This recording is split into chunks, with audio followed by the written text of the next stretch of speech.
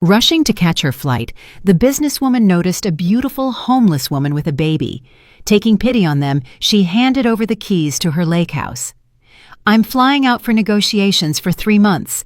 Live at my place for now." Due to difficult negotiations, the woman returned only after 6 months. Remembering the woman with the baby, she drove to the lake house and turned pale at what she saw. Althea Vance ran a family business she had inherited from her father. At just 25 years old, the weight of the entire company had fallen on her shoulders. She had dedicated her life to work, and as a result, she had never started a family of her own. She only had her mother, who frequently reminded her of how important it was to find a beloved partner, and this irritated her to no end. Althea parked her black sedan in the driveway exactly at 11:40 at night. She leaned her head back against the seat and closed her eyes for a moment. The day had been grueling. Negotiations with vendors had dragged on until evening. Then she had to deal with a crisis at the warehouse, and after that, another 2 hours went into reviewing quarterly reports. 55 is an age when the body no longer forgives such marathons. She looked at her reflection in the rearview mirror. Her dark brown skin showed signs of fatigue.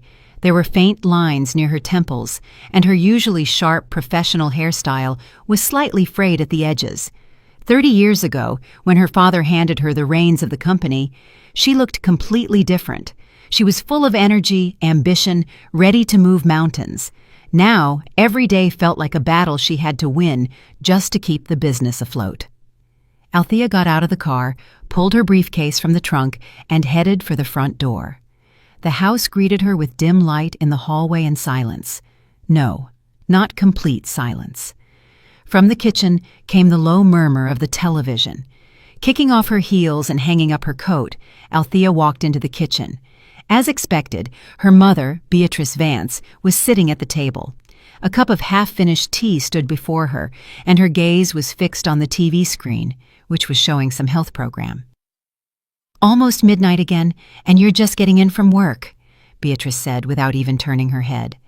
Her voice sounded tired, but the dissatisfaction in it was unmistakable. "When will you stop torturing yourself and finally breathe? Do you not understand that at your age, rest is important?" Althea felt something tighten inside her. Every evening it was the same thing. Every time, the same words, the same reproachful tone. She walked to the bar, took out a bottle of red wine, and poured herself a glass. "That's enough, Mama." Althea's voice came out louder than she had planned. "I hear these lectures every single day." Beatrice finally tore her eyes away from the television and turned to her daughter. Her face expressed genuine bewilderment. "What lectures? I'm just worried about you. You work like you're cursed. You give yourself no respite." "And have you ever thought about why things turned out this way?" Althea interrupted her, taking a large gulp of wine. The alcohol burned her throat, but she didn't stop. "What do you mean?" Beatrice straightened up in her chair, a look of wariness appearing in her eyes. Althea set the glass on the table and crossed her arms over her chest. It was as if a dam had broken inside her. All the words that had been piling up for years, all the grievances and unspoken accusations, came flooding out. "Does it not matter that it was you and Daddy who made me this way?" Her voice trembled with accumulated emotion. "It was you two who separated me from Julian, claiming he wasn't good enough for me." She grabbed the glass and took several more nervous sips. The wine was already starting to take effect, loosening her tongue and removing her filters. "Julian?" Beatrice asked, surprise reflected on her face. "My God, Althea, that was over 30 years ago. He was a simple student without a dime in his pocket." "He loved me!" Althea shouted. "He genuinely loved me. But you and Daddy convinced me that I deserved better, that he wasn't good enough, that he had no ambition." "We wanted a better life for you," Beatrice began, but her daughter didn't let her finish. "And the next suitor was Daddy's competitor," Althea continued, her voice becoming increasingly cracked. "Too ambitious, you said. He'll strip us of everything, take over the company. And then it was wrong age, or need to think about grad school, or career is more important. She sank onto the chair opposite her mother, tears glinting in her eyes. And then I had to take over the company. Althea's voice dropped to a whisper. Daddy died, and everything crashed down on me. When was I supposed to meet men, when all my time went into keeping the company at a respectable level? When I was grinding for 14 hours a day, just so I wouldn't ruin what Father built? Beatrice sat silently, pressing her lips into a thin line. Her fingers nervously picked at the edge of a napkin. Don't blame us for everything, she finally said, steel entering her voice. We always did everything we could for you. Your father built this company from zero. We wanted you to have a future. And where is this better future? Althea laughed bitterly. Where is it, Mama? I am 55 years old. No husband, no children, no grandchildren that you want to babysit so badly. Only a mother who constantly drives me crazy with her moralizing. Don't you dare speak to me like that. Beatrice rose sharply from her chair. Her face had paled, and her eyes flashed with anger. Don't you dare. I am your mother. So what? Althea stood up too. Does that give you the right to control my life? You ruined it, Mama. You ruined it yourself. You are guilty, Beatrice shouted. You missed your time. No one forced you to slave away for days on end. Other women somehow managed to work and start a family. Other women aren't carrying a multi-million-dollar business on their backs, Althea snapped. Other women don't live with parents who think no one is worthy of their precious daughter. We just wanted you not to make a mistake. A mistake? Althea laughed hysterically. I made a mistake anyway, Mama. I made a mistake when I listened to you. Julian now owns a chain of restaurants in 3 cities. And remember Marcus, Dad's competitor? He has 2 grown children, a successful company, and a happy life. And I am alone. A heavy silence hung in the air. Beatrice sank back onto the chair, as if her strength had left her. You are being unfair, she said quietly. Father and I worked all our lives to give you the very best. Education, the company, this house. I didn't want the company, Althea screamed. I wanted to love and be loved. I wanted children. I wanted to wake up next to a person who holds me, not next to a stack of documents. Then why did you agree to lead the company? Beatrice looked at her daughter with a challenge. No one forced you. How did you not force me? Althea felt the tears finally break through. Daddy lay in the hospital begging me not to let the company fall apart. His life was in this business. And you cried every day saying that if I didn't take control into my own hands, we would lose everything, that Daddy's life would turn to dust. How could I refuse? Beatrice turned away toward the window. Her shoulders were trembling. I didn't know you thought that way, she whispered. Of course you didn't know, Althea answered wearily, wiping her tears. You never asked what I wanted. You always knew better. Althea finished the wine and placed the empty glass on the table. I need to sleep. Important meeting tomorrow. She headed for the kitchen exit, but stopped at the threshold without turning around. You are right about one thing, Mama. I missed my time, but it happened not only because I decided so. It happened because you and Father didn't let me live my own life. Althea went up to her room, closed the door, and leaned her back against it. Downstairs in the kitchen, the light was still on. She realized she couldn't change her mother's mind. Beatrice always believed she was right. Arguing or explaining anything was pointless. This fight, like dozens before it, would change nothing. Tomorrow morning, they would speak coldly and stiffly again, pretending nothing had happened. As always, Althea woke up with a heavy head and a bitter taste in her mouth. The wine yesterday had not been the best idea, especially before an important workday. She looked at the clock. 7 in the morning. She needed to get ready. Coming down to the kitchen, Althea discovered her mother wasn't there. Usually Beatrice got up early and by this time was already sitting at the table with a cup of coffee and the newspaper. The kitchen is empty today. She's probably offended after yesterday, Althea thought, pouring herself coffee from the machine. Guilt gnawed at her from the inside, but she quickly suppressed it. There was no time to deal with family dramas right now. Negotiations with new investors were ahead, and she needed to prepare. She ate a hasty breakfast, left a short note for her mother on the table, "We'll be back late," and drove to work. The office met her with the usual bustle. The receptionist reported on calls. Elias Thorne, her chief of staff, brought a folder of documents for the upcoming meeting. Althea immersed herself in work, trying not to think about yesterday's quarrel. It was around 2 in the afternoon when a call from Martha flashed on her phone. Althea frowned. Martha, the housekeeper, usually didn't disturb her over trifles. "Yes, listening," she answered, continuing to scan documents. "Me, Vance!" Martha's voice sounded alarmed, even frightened. "Mrs. Beatrice is missing." Althea froze, not immediately comprehending what she heard. "How do you mean, missing?" Her heart gave an unpleasant lurch. "I can't find her anywhere." Martha spoke quickly, incoherently. "She wasn't in the kitchen in the morning. I thought she was still sleeping, but when she still hadn't come out by 10, I went to check. The bed is made, she's not in the room. I searched all the rooms, the whole house, looked in the yard. I ran out to the street and called her, but Mrs. Beatrice is nowhere. This is all I need." Althea stood up sharply from the desk, dropping the folder of documents, papers scattered across the floor, but she didn't care. "Martha, are you sure you checked everywhere?" "Absolutely. I even looked in the basement and the garage. Her phone is lying on the nightstand in the bedroom. I'll be there soon." Althea hung up and pressed the intercom button. "Elias, come in immediately." Her assistant appeared in seconds, apparently sensing the anxiety in her voice. "Yes, Ms. Vance?" "Elias, I have unforeseen circumstances."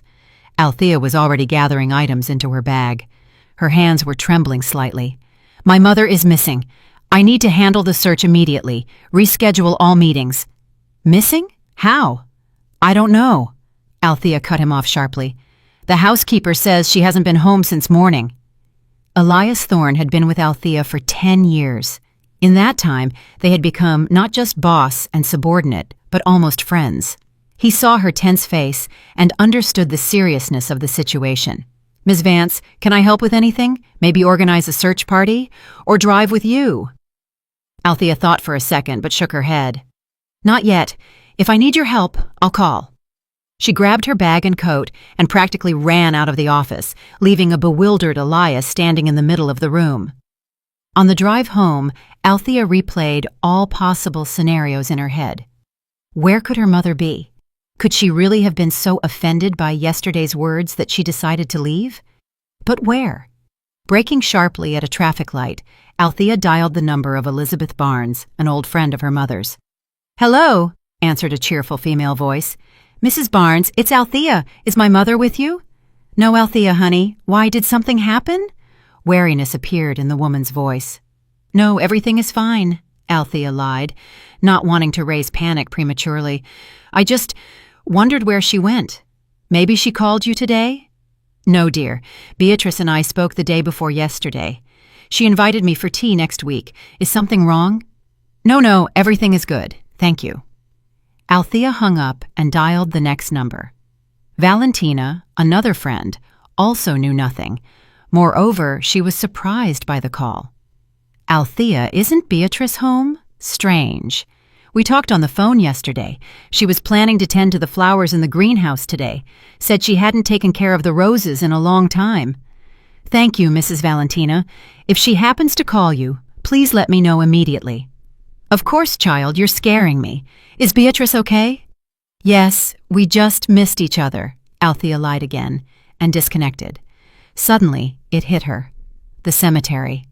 Her mother often went there, especially when she was upset, or wanted to be in silence. Maybe after yesterday's fight, she went to her husband's grave. Althea turned the car around and headed toward the cemetery.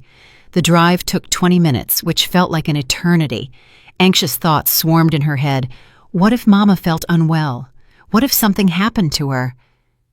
"I shouldn't have spoken to her like that yesterday," Althea thought bitterly. "I shouldn't have snapped. She's 79. She has a heart condition." The cemetery met her with silence and the rustle of autumn leaves. Althea practically ran along the familiar paths to her father's grave. Her heels clicked on the asphalt, her breathing ragged. The grave was well kept. Fresh flowers lay on the black marble. Apparently, her mother had visited recently, but no one was there now. Althea sank onto the bench next to the grave. Tears rolled down her cheeks on their own. "Daddy, how could she do this?" she whispered, looking at her father's photo on the monument. "Where could Mama have gone? I didn't mean to hurt her. I'm just tired of pretending everything is fine." Langston Vance looked out from the photo, stern and calm. Althea remembered how he always knew how to soothe her with one look, how he found the right words in a difficult moment. "What do I do?" she asked quietly. But no answer followed, of course. She sat for a few more minutes, wiped her tears, and stood up. She needed to act, not sit and cry. On the way home, Althea began calling hospitals.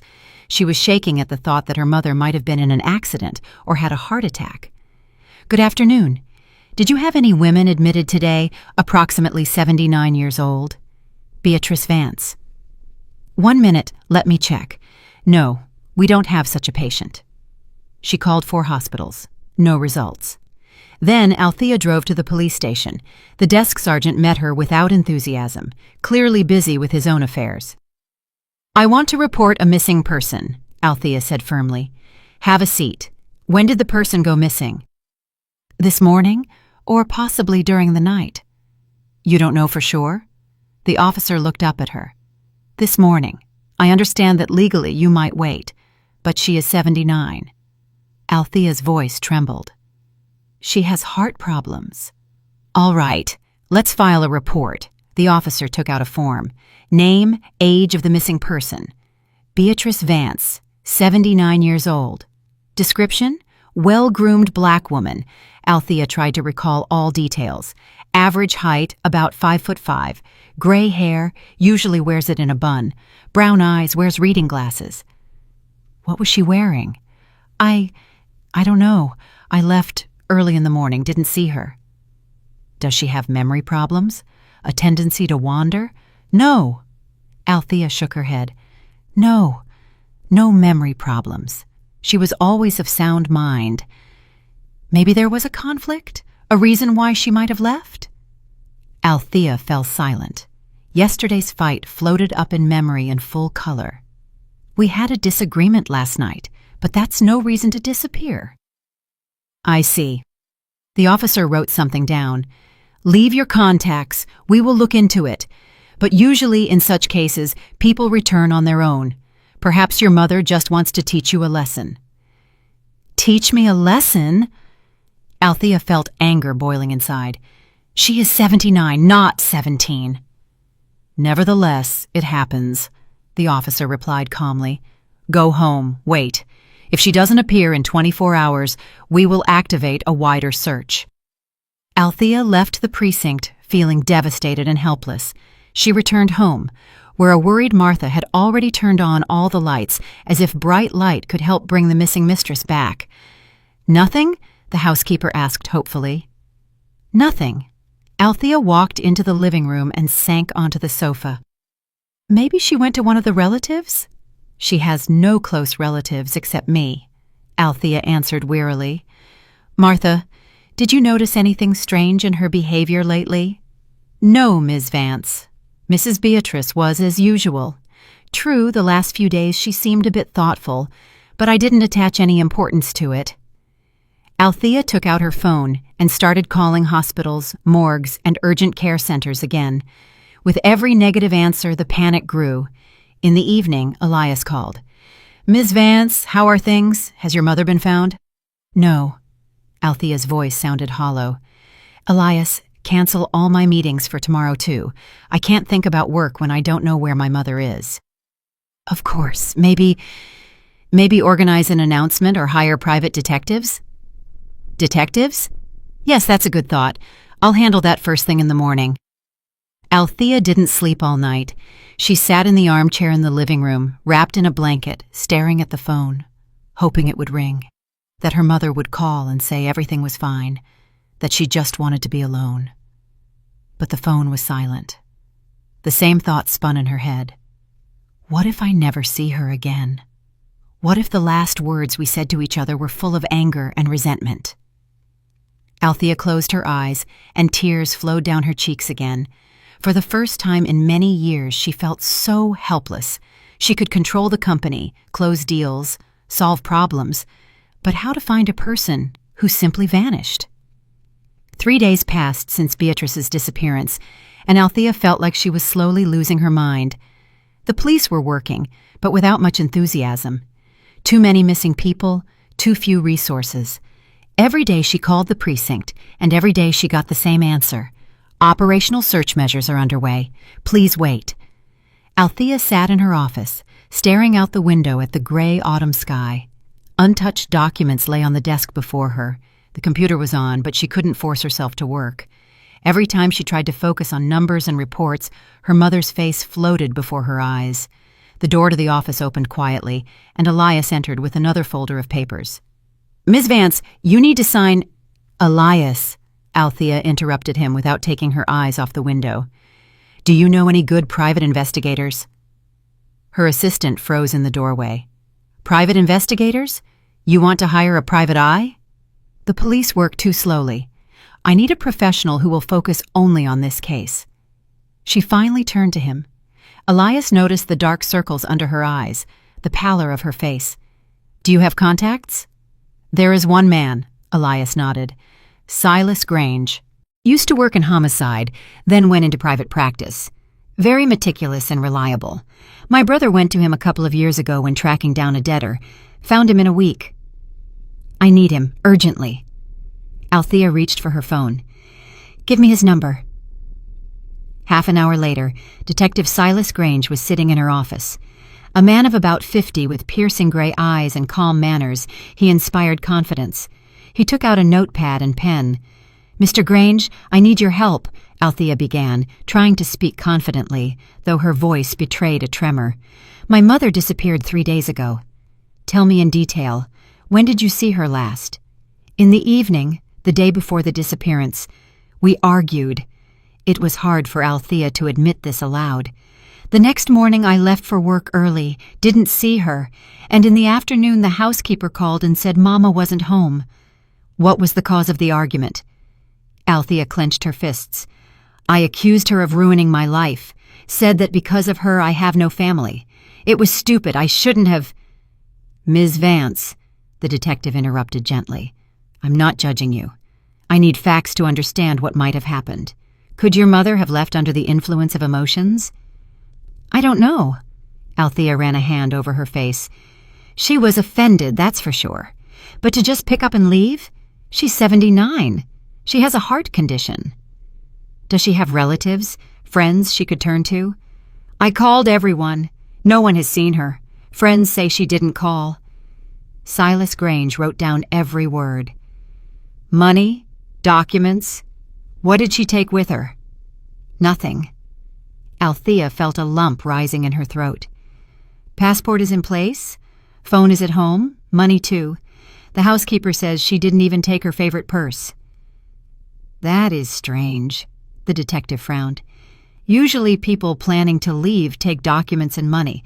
Describe your mother to me in more detail. Habits, places she liked to visit." Althea spent the next hour answering the detective's questions. She talked about how her mother loved visiting the cemetery, how she sometimes met friends at a cafe, how on Tuesdays she always went to church. "I will check all these places," promised Silas. "I'll also request surveillance footage in your neighborhood. Ms. Vance, I understand how hard this is for you, but try to remember, was there anything unusual in your mother's behavior recently?" Althea thought. "Martha, our housekeeper, said Mama was thoughtful the last few days, but I didn't attach importance to it. We barely spoke. I'm constantly at work." "All right, I will start work immediately. I'll keep you posted." The detective stood up. "And one more thing, don't lose hope. In my practice, there have been cases where people were found a month later, or even 2. When Silas Grange left, Althea sank into her chair. She had hired the best detective. The police were working. Missing posters were pasted all over the city. What else could she do? The following days turned into agonizing waiting. Silas called every evening with reports, but there were no results. He checked all the cafes and churches, interviewed her mother's friends, reviewed footage. Beatrice Vance seemed to have dissolved into thin air. "I checked hospitals within a 100-mile radius," the detective said. "Also contacted colleagues in neighboring cities. Nothing." "How can a person just disappear?" Althea almost screamed into the receiver. "We live in the 21st century. There are cameras everywhere." "Unfortunately, not everywhere. There aren't many cameras in your residential area. The last thing I managed to establish, your mother left the house early in the morning, around 6 o'clock. Then the trail goes cold." Althea continued going to work because she didn't know how else to occupy herself. Sitting at home and waiting was unbearable, but work brought no relief either.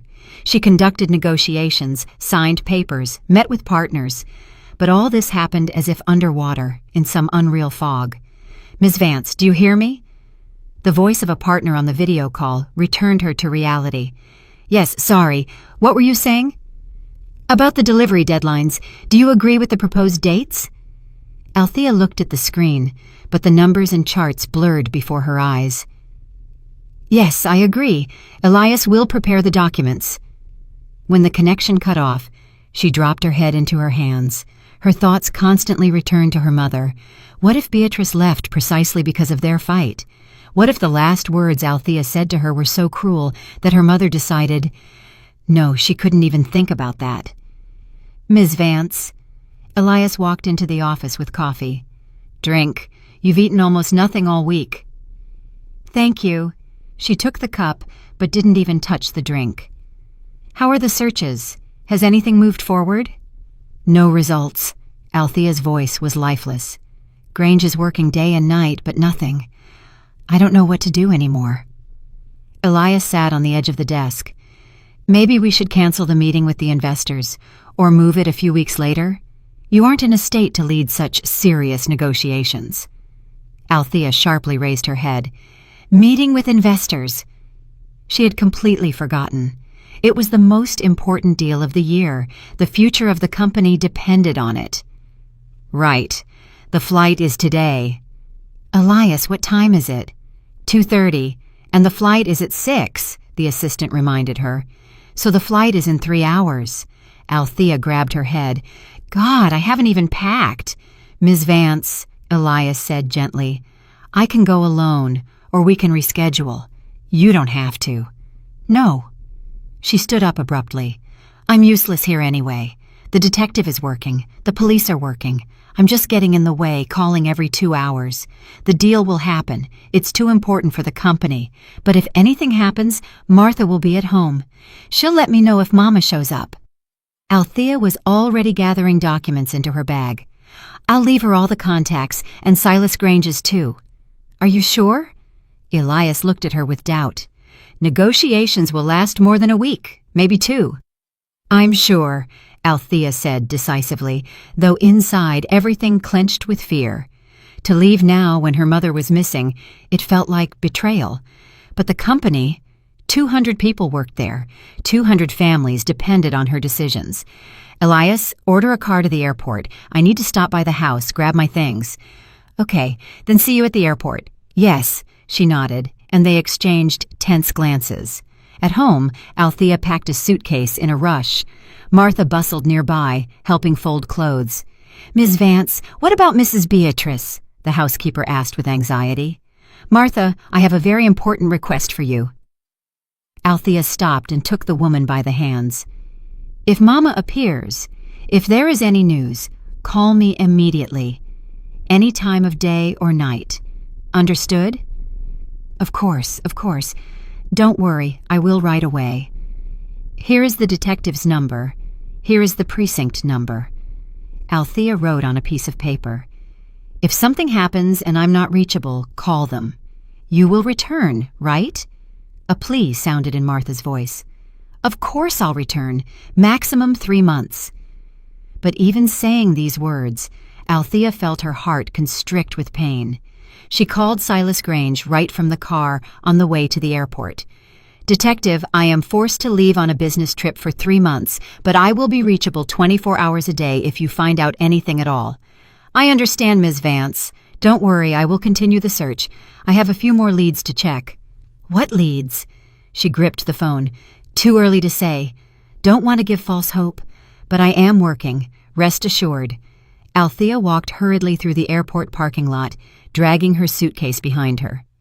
Elias had already gone inside, but she lingered to answer an urgent call from Silas. The conversation was short and fruitless. No new leads, no witnesses, nothing. Hanging up, she quickened her pace. Less than half an hour remained until check-in, and she couldn't be late.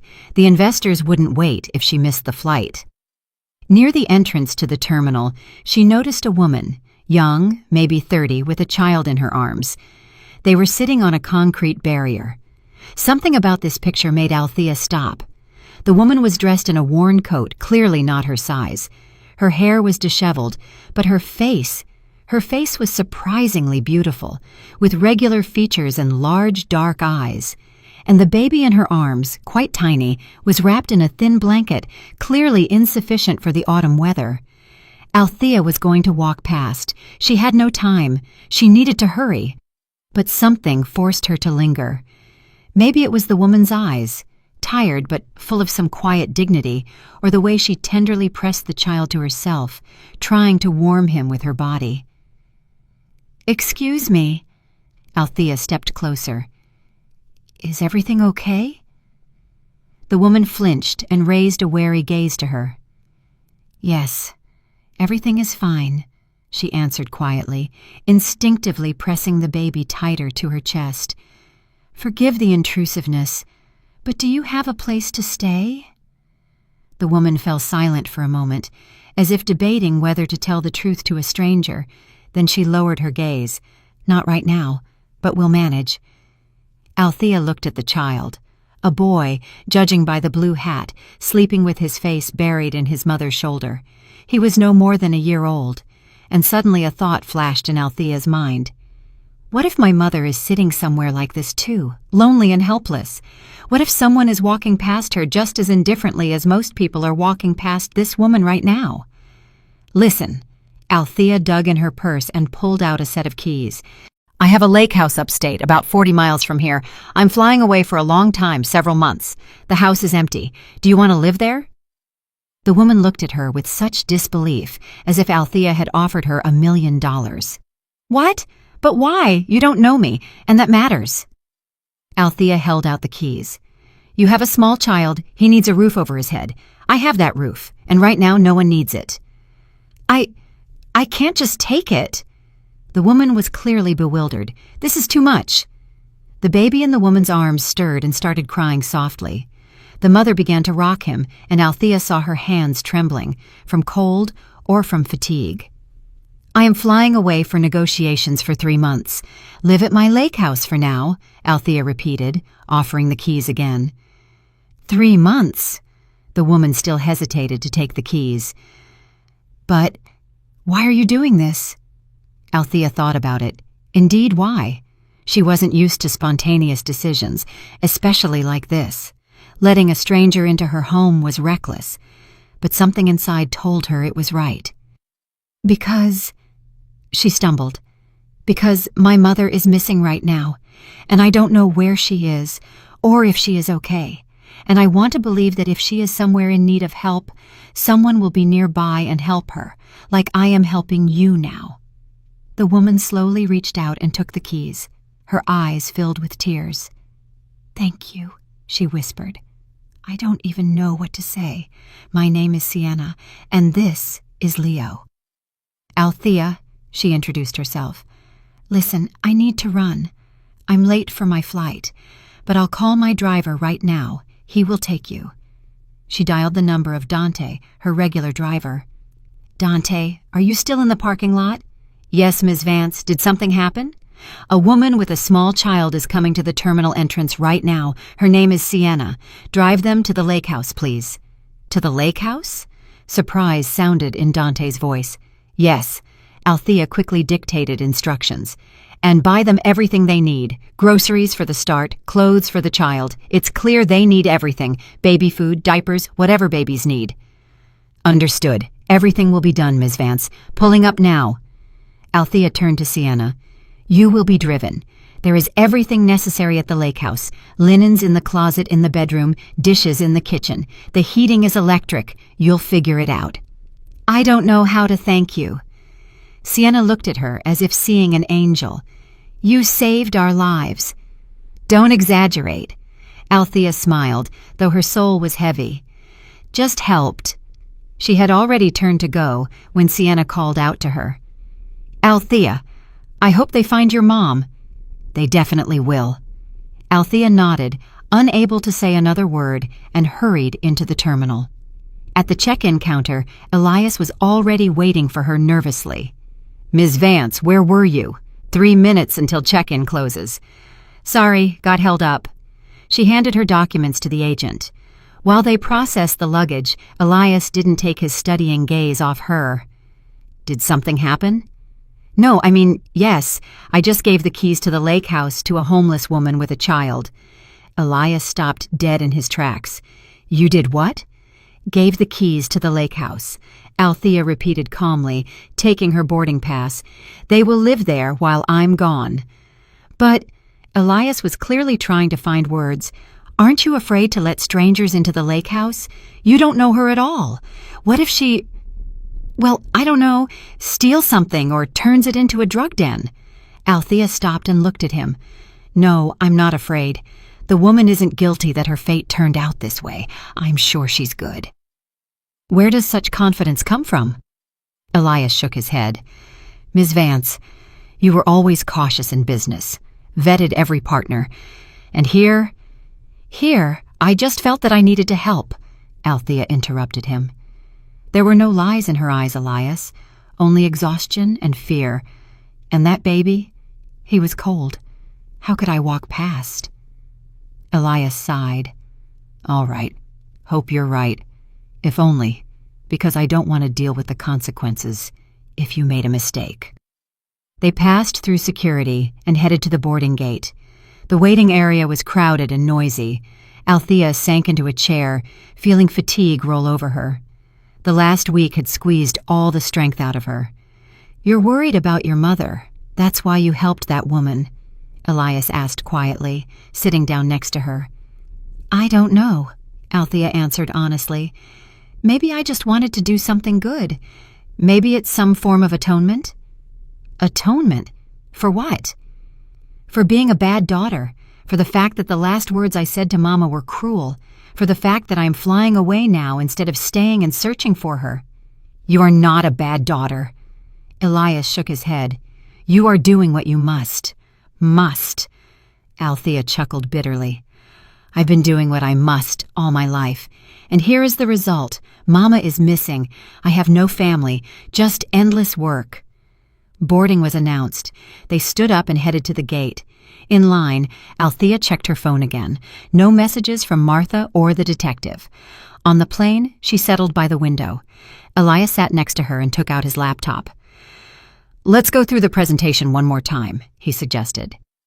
Let's, Althea nodded, though she absolutely did not want to think about work. For the next hour, they discussed the project that was supposed to take the company to a new level. Elias showed charts and calculations, explained strategy, and Althea nodded and made notes, but her thoughts were far away. The plane took off, and Althea pressed her forehead against the cold porthole. Down below remained the city where her mother was. Or wasn't. With every day, hope melted. Ms. Vance, Elias called her. Are you listening? Sorry, got lost in thought. I asked, when do we contact Dante? I want to make sure he got that woman there. Good thought. Althea dialed the driver's number. Dante, how did everything go? Everything is great, Ms. Vance. Took Sienna and the baby to the lake house, helped them get settled. Then went to the supermarket, bought groceries, clothes for the kid. The woman was crying with gratitude. Thank you, Dante. I'll transfer the money for the purchases. Don't mention it. By the way, She's a good woman, intelligent. Told me a little about herself. She has a college degree, worked as an accountant, but her husband turned out to be a tyrant. Had to run. I see. Althea felt she hadn't been mistaken in her impulse. Dante, keep an eye on them, please. If they need anything, help out. Of course. Hanging up, Althea leaned back in the seat. Elias looked at her with curiosity. Well, satisfied? Yes, Althea smiled. You know, even in such a difficult period, it's nice to realize you could help someone. That is noble, agreed Elias, although still reckless. Every evening, being at the hotel, Althea called home. Martha always answered on the first ring, as if she didn't let the phone out of her hands. Martha, any news? No, Miss Vance, none. Did the detective call? Yes, this morning. Says he is checking some new theory, but nothing concrete yet. The police found nothing either. Sorry, Miss Vance. You aren't guilty of anything, Althea said wearily. Thank you for keeping me posted. The negotiations went hard. The investors nitpicked every number, demanded additional guarantees, set conditions. Althea conducted negotiations on autopilot, mechanically answering questions and putting forward counterarguments. Elias supported her as best he could, but even he saw that his boss was holding on with her last bit of strength. Ms. Vance, you did great today, he said, after another round of negotiations. Managed to convince them to lower the percentage. Yes, she answered indifferently, checking her phone. No messages. The chances that everything was okay with Beatrice decreased daily. Althea knew the statistics. The more time passes from the moment of disappearance, the lower the probability of finding the person alive and well. It made her sick. But she had to pull herself together, smile at investors, discuss contract terms, pretend everything was under control. And at night, she lay in the hotel room and stared at the ceiling, replaying the last conversation with her mother in her head. Every word, every intonation. And with every day, the weight of guilt became heavier. 6 months. Althea spent half a year in negotiations that were supposed to be the most important in her company's history. The investors turned out to be so demanding and cautious that every point of the contract was discussed for weeks. Initially, it was planned that everything would take 3 months, but negotiations dragged on, new conditions arose, additional meetings with partners in other cities were required. Now, finally, the plane landed in her home city, and Althea and Elias walked through the airport terminal with suitcases. The deal was closed, contracts signed. The company received investments that would allow it to expand and enter the international market. It was a victory, but Althea felt no joy. Ms. Vance, you are amazing. Elias walked beside her, not hiding his enthusiasm. You handled this. Honestly, there were moments I thought they would refuse, but you convinced them. That is your merit too, Elias. Althea smiled wearily and patted her assistant on the shoulder. You helped me persuade the investors, especially when it came to return on investment timelines. Without your calculations, we wouldn't have been able to convince them. Team, Elias answered modestly. We are a team. By the way, are you going home now or to the lake house? Althea stopped dead. The lake house. She had truly completely forgotten about it during these months. Right, I forgot I have guests living there. She smiled, shrugging her shoulders. Wonder how they are. Dante mentioned a couple of times that everything was fine. Maybe home first to rest, Elias suggested. No, Althea shook her head decisively. I'll go to the lake. I want to make sure everything is okay and get to know Sienna better. After all, she's been living in my house for half a year, and I haven't really spoken to her. They said goodbye at the exit. Elias took a taxi, and Althea called Dante. The driver arrived in 20 minutes, smiling joyfully. Miss Vance, I am so glad to see you. How did the negotiations go? Successfully, Dante. Tired, of course, but the result was worth it. Let's go to the lake house. The lake house? Not home? No, I want to check how things are. By the way, how is Sienna? How is the baby? Oh, everything is excellent. Dante perked up. Sienna is such a wonderful woman, hardworking, neat. The house is always in order, and she found a job at the local store. Micah is growing by leaps and bounds, already started walking. Already walking? Althea was surprised. How old was he when I left? 10, 11 months. Now he's a year and 5, such a sharp little boy. They drove onto the highway. Familiar landscapes flashed outside the window. The city gradually gave way to suburbs, then fields and forest. Althea looked out the window and thought about her mother. Over these 6 months, the trail had gone completely cold. Silas Grange continued working for the first 3 months, but then admitted he had hit a dead end. The police found nothing either. The case of Beatrice Vance's disappearance was gradually moving to the archives. Althea learned to live with this pain. She no longer cried every night, didn't flinch at every phone ring. She simply accepted it as a given. Her mother disappeared, and most likely she would never see her again. This thought was unbearable, but she had to live with it. The lake house was located in a picturesque spot, surrounded by pines. A 2-story house with a large veranda and a well-kept garden. Her father bought this place long ago, when Althea was still a teenager. Here they spent summers. Here they celebrated family holidays.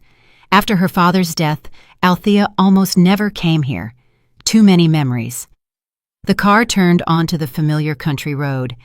A few minutes later, the house appeared, and Althea immediately noticed that something had changed. Flowers bloomed in the beds. The gate was freshly painted. New curtains hung in the windows. The place looked lived in, cozy. "See?" said Dante contentedly. "Sienna really looks after the house well." They got out of the car. Althea looked around. Even the paths were swept, the grass trimmed. She headed toward the house when suddenly she heard a child's laughter drifting from the garden. Rounding the house, Althea came out to the gazebo that stood at the edge of the property near a small pond, and what she saw made her freeze in place. In the gazebo, in a wicker chair, sat an elderly woman in a light dress. On her lap sat a toddler with dark curls, and the woman was telling him something, pointing at the ducks swimming in the pond. The child laughed, clapping his hands. Althea felt the ground slipping from under her feet. She knew this woman. She would know her among thousands of others. "Mama." The voice sounded hoarse, barely audible. The woman raised her head and looked at Althea. The face was painfully familiar, the same brown eyes, the same elegant nose, the same thin lips, but there was no recognition in the eyes, only mild curiosity. "What?" asked Beatrice, tilting her head. "Do we know each other? You said Mama?" Althea took a step forward, then another step. Her legs were giving way, her heart pounding wildly. "Mama, it's me, Althea, your daughter." Beatrice looked at her closely, as if trying to remember, then slowly shook her head. "Forgive me, but I don't know you." "You must be mistaken, ma'am." Althea sighed heavily, not understanding what was happening. 6 months of searches, 6 months of despair and hope, and her mother had been here all this time, at the lake house, 50 miles from home. At that moment, Sienna came out of the house with a large pot in her hands. Seeing Althea, she smiled. "Oh, you're back. Welcome home." She put the pot on the table in the gazebo. "Will you have lunch with us? I just made soup." "Sienna." Althea pointed at her mother with a trembling hand. "This woman, how is she here?" "Ah, Mrs. B." Sienna looked at the elderly woman with tenderness. "She's been living with us for many months now. Why?" The baby on Beatrice's lap waved a hand at Althea. "Sienna." Althea walked closer. Her voice trembled. "This is my mother. Beatrice Vance. This is my mother." Sienna froze, the pot nearly falling from her hands. "So this is your mom?" Sienna was surprised, shifting her gaze from Althea to Beatrice. "My God, I didn't know." She walked out of the house and disappeared 6 months ago. Althea spoke incoherently, tears already rolling down her cheeks. "Police searched, private detective. No one could find her, and I was so worried. Thought I lost her forever." Sienna sank onto the bench as if her legs wouldn't hold her. Sienna, please. Althea grabbed her hands. Tell me how she ended up here. Okay. Sienna nodded. Sit down. I'll tell you everything. Bea, dear, can you play with Leo a little longer? Of course. Beatrice smiled at the baby. We will feed the ducks. Yes, sunshine. Althea sat opposite Sienna. Her hands were shaking, and she clenched them into fists to stop the tremors. Tell me everything from the beginning. It was a few days after you gave us the keys, Sienna began. I remember exactly 4 days passed. Leo and I went for a walk to the river. There's a very beautiful spot not far from here where you can sit on the bank, and suddenly I saw this woman. Where exactly? Althea interrupted. By the bridge. She was standing in the middle of the road and looked lost. I initially wanted to walk past, but she was so scared. I went up and asked if she needed help. She looked at me with such lost eyes and asked, "Where is the house? I am looking for the house." Althea listened, not breathing. I asked which house. She named the street and number. This street, this house.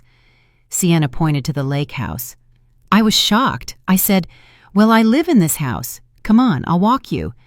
We brought her here and she started crying. She walked into the house, looked around, and burst into tears. Said, "I know this place. I was here. We were here with Langston." She constantly repeated that name, Langston. "Langston is my father," Althea said quietly. "He died when I was 25, 30 years ago." See? Sienna nodded. She lives in the past, remembers her husband, remembers her youth. But everything that happened after his death, she doesn't remember. Althea looked at her mother, who was cheerfully talking to the toddler. At all? At all? I tried to ask her about family, about home. She described the apartment where she lived with her husband, described her work. She was a teacher, right? But about you, about the fact that she has a daughter, nothing, as if it didn't happen. Need to show her to a doctor. Althea wiped her tears. Urgently. This is memory loss. Maybe trauma? Maybe she fell, hit her head? I took her to a doctor, said Sienna. A week after I found her, to the local general practitioner. He said tests and scans were needed, but Beatrice refused, was afraid of hospitals. I couldn't force her. It's okay, I'll find a good doctor. Althea was already making plans. We'll do all tests, scans, find out what happened to her. They sat in silence for a few minutes. Althea couldn't tear her gaze away from her mother. Beatrice held Leo in her arms and showed him how to throw breadcrumbs to the ducks. The baby laughed, and her mother smiled with such a soft, happy smile. So, all this time, she has been living here with you? Althea finally asked. Yes, Sienna nodded. I couldn't leave her alone, you understand? She was so lost, so helpless. I decided I would stay with her until someone from her family was found. I didn't know it was your mother. And how did you live? On what? Althea remembered Dante talking about a job. I found a job at a store, here in the village not far. The owner, a wonderful man, allowed me to bring Leo with me. The pay isn't big, but it was enough for us. Beatrice helped around the house, cooked, cleaned. She cooks beautifully, by the way. Sienna smiled. And she watched Leo when I was at work. He got so attached to her. Calls her Grandma. Grandma, repeated Althea, and a new wave of tears rose to her throat. She doesn't remember her own daughter, but cares for a stranger's child. Althea, Sienna leaned forward. I don't know what to say. I am so sorry. If I knew it was your mother, I would have contacted you immediately. You aren't guilty, Althea shook her head. You saved her. You gave her shelter, cared for her. Sienna, thank you so huge that you didn't abandon my mom, that you looked after her all these months. Thank you. Tears appeared in Sienna's eyes. You sheltered me and Leo when we were left with absolutely nothing. You didn't even know us, but you helped. And I I simply couldn't abandon an elderly woman who needed help." They hugged, both crying from relief, from happiness, from everything experienced over these months. "Sienna," Althea pulled back, "this isn't my business, and you don't have to answer if you don't want to. But how did you end up on the street with a child? What happened?" Sienna wiped her tears and took a deep breath. "I was married to a wealthy man, Richard. We met when I was working at his company. He was charming, generous, courted beautifully. I fell in love." She fell silent. Her gaze became distant. "The wedding was lavish. He bought me a condo, a car, clothes. I thought it was love. But after Leo was born, everything changed.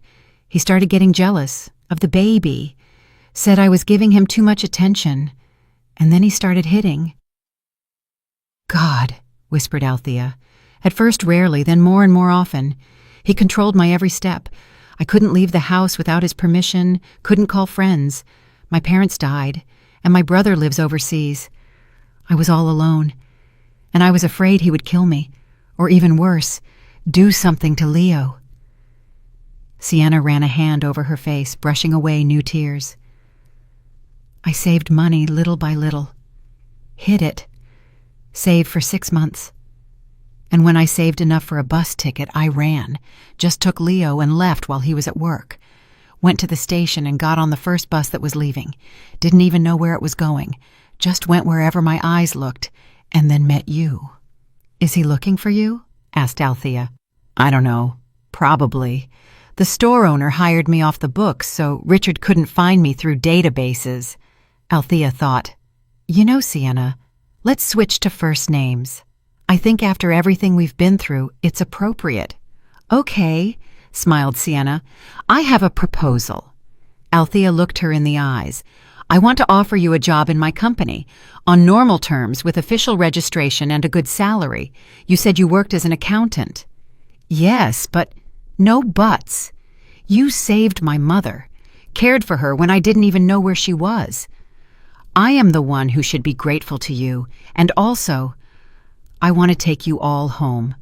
Mama, you, Leo. I have a big house. There's enough room for everyone. Leo will be better off in the city, more opportunities, good doctors, daycare." "Althea." Sienna looked at her with amazement. "That is too much. You have already done so much for us." "It isn't too much. It is right," said Althea. "Mama will be with me. You will work. We'll hire a nanny for Leo for the time you're at work, and when he gets older, preschool, everyone will be busy, all together, like a family." "Like a family," repeated Sienna, and tears flowed down her cheeks again. "I have dreamed of a real family for so long." They had lunch all together at the big table in the gazebo. Beatrice told stories about her youth, about how she met Langston, how they drove down south for their honeymoon. She spoke vividly, with a smile, and it seemed she had truly returned to that happy time. Althea listened and cried, trying to do it unnoticeably. Her mother was alive, was nearby, but at the same time, she wasn't. The woman sitting opposite didn't remember her, didn't recognize her. It was happiness and tragedy simultaneously. The next day, Althea summoned the city's best neurologist to the lake house. The doctor conducted an exam, asked many questions, ordered tests and scans. "Judging by the symptoms, your mother suffered a TIA, a mini stroke," he told Althea privately. "It happened most likely at the moment of disappearance or shortly before. A mini stroke can proceed almost asymptomatically. The person doesn't always even understand what happened to them, but the consequences can be serious. In your mother's case, the areas of the brain responsible for long-term memory were affected." "So she will never remember me?" Althea's voice trembled. "I can't say for sure. The brain is a complex system. Sometimes memory is restored partially or completely, sometimes not. It takes time, rehabilitation, support of loved ones. I will prescribe treatment, vitamins, nootropics, and most importantly, surround her with familiar things, photographs, stories. This can help." A week later, they moved to the city house. Althea gave Sienna and Leo a separate suite on the second floor. She hired a nanny for Leo and processed Sienna into the company as an accountant. Sienna turned out to be an excellent employee, attentive, responsible, a fast learner. Elias, who initially treated her with distrust, admitted a month later that it was a successful decision.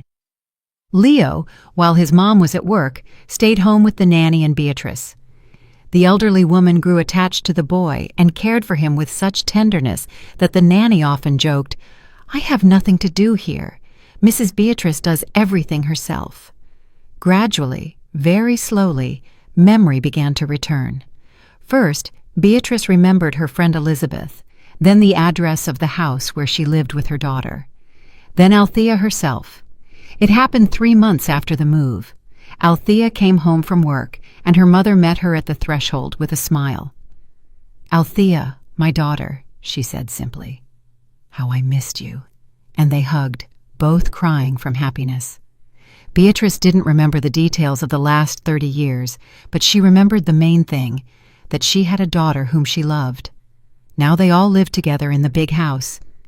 Sienna worked and gradually gained confidence in herself. Leo grew into a healthy and happy boy. Beatrice was recovering and remembered something new every day. For the first time in many years, Althea felt she had a real family. Not the one dictated by obligations and duty, but one created by love and mutual support. I'm really glad you're here and that I could share my story with you. If you liked it, show me by liking the video and subscribing to my channel. Let's see how many of us there are. Write in the comments which city you're watching from and what time it is.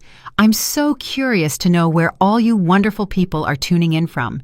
If you want to support me a little extra, you can also send a small donation. I share new life stories for you every single day. And now 2 of my most popular stories will pop up on the screen, so you can choose what to watch next.